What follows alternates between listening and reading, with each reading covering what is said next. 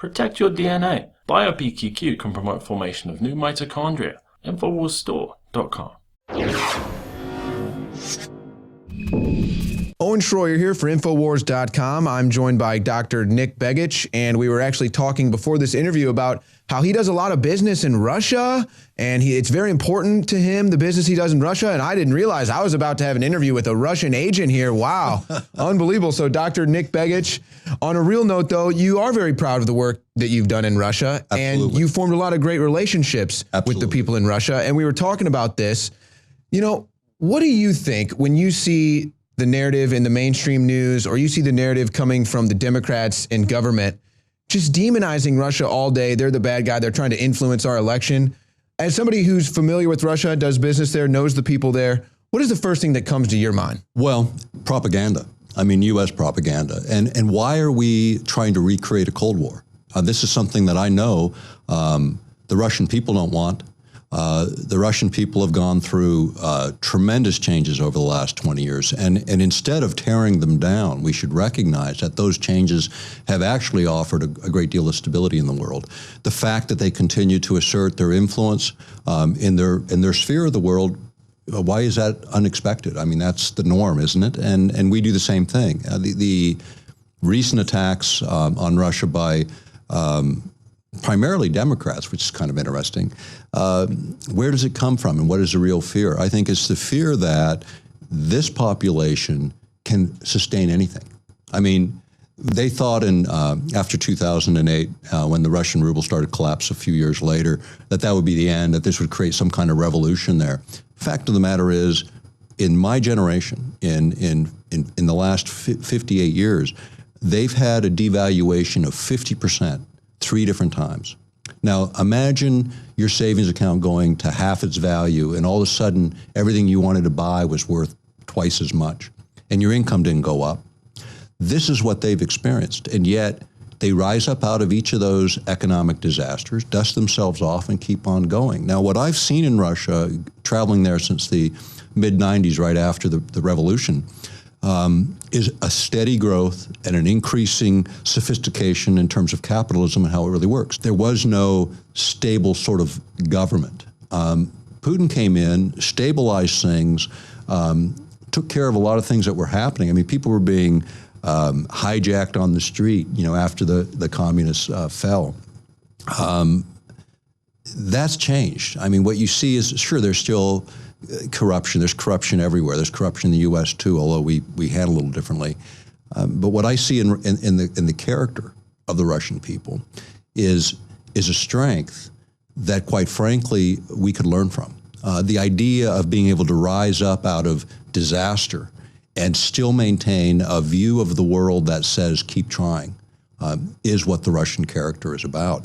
I respect that, and I think that's something that I've noticed every time I've traveled there. How people take care of each other is a whole nother issue, and something maybe we'll get into a little bit today. When hard times strike in Russia, the Russian people are kind of more hardened, and they don't really have the freak out stage that you would expect from maybe an entitled brat, if that analogy makes much sense. Oh, yeah. And they think that after a week or 14 days of a collapse of the U.S. economy, the food shelves empty, the water shelves empty, nothing at the store. They think after a week or more of that people in America would actually start resulting to cannibalism. Well, you would see total chaos in the U.S., absolute chaos. But in Russia, you don't see it. I mean, you didn't see chaos when the value of the ruble went to half. You didn't see chaos when the sanctions went in.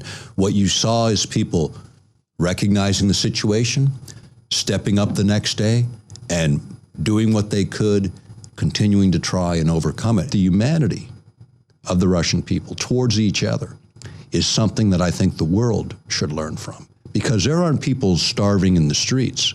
Even though they make a fraction of the incomes the rest of the world makes, people still take care of each other on a fundamental level.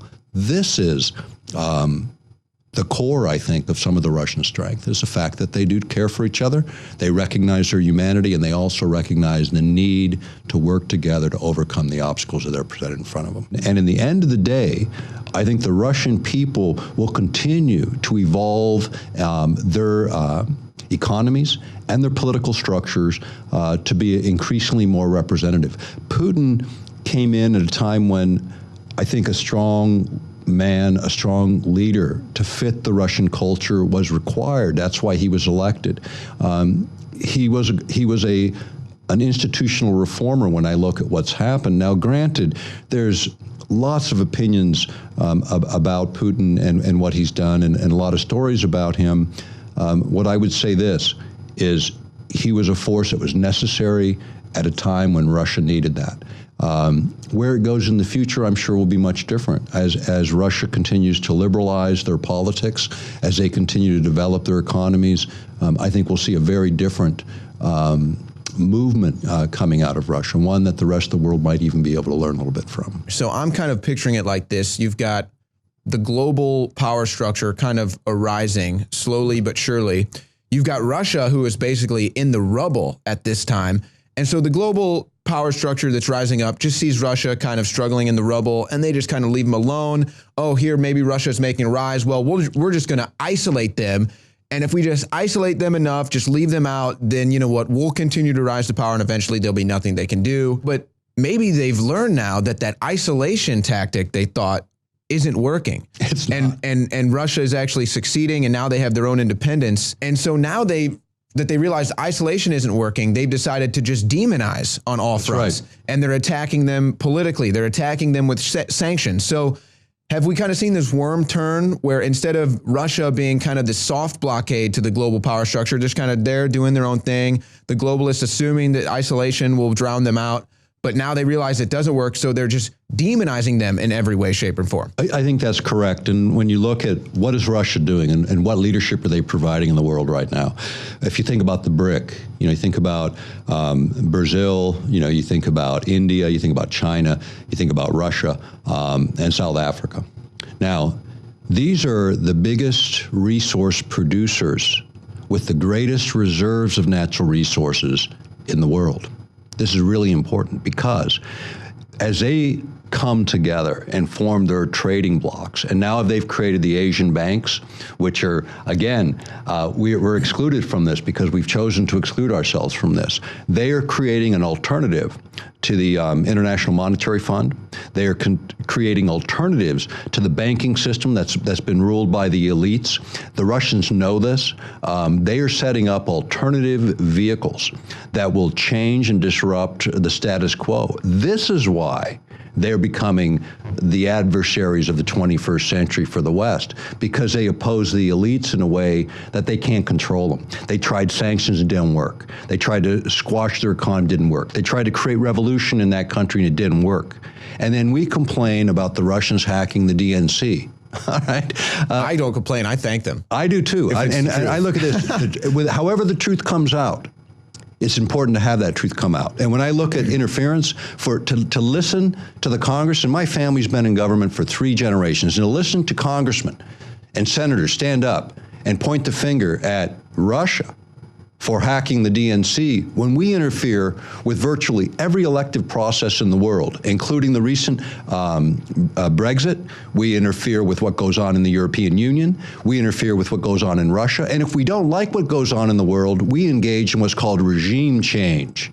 Now, I haven't seen Russia engage in regime change in a while, but I've seen the United States do it under Democrats and Republicans for my whole life. And if they want to blame Russia on a so-called regime change here in America, again, thank you. Yeah, it's time. Thank you. And it's time. And it's time to change the game internationally, because people are sick and tired of the status quo. Because the status quo is failing the average person, not just in this country, but literally around the world. The places where it's changing are the places where we're recognizing that the elites are not the ones that should run the show, that governments need to be returned to people, and the only way that happens is by individuals rethinking the way we operate and then going forward in a different way. That's what changes cultures. That's what creates revolution, both internally within each of us.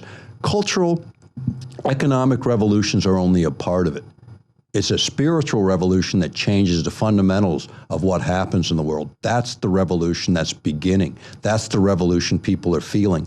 That's the revolution that will change the planet. That's Dr. Nick Begich. I'm Owen Schroyer, and you have found the tip of the spear in the information war.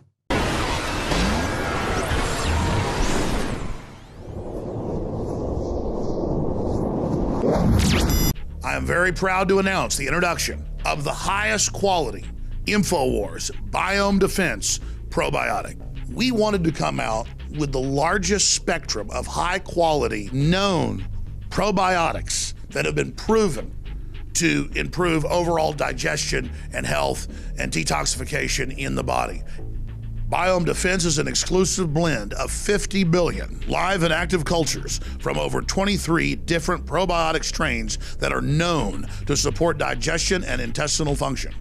Our researchers are confident that we have been able to develop what will be the leading probiotic on the market. Secure your Biome Defense in ultra strength or regular strength at InfoWarsLife.com today and get started supporting your digestive system naturally. We've been testing this formula for years, but this is the limited first run to the public, so please take advantage of it today, support your own health, and support the InfoWar.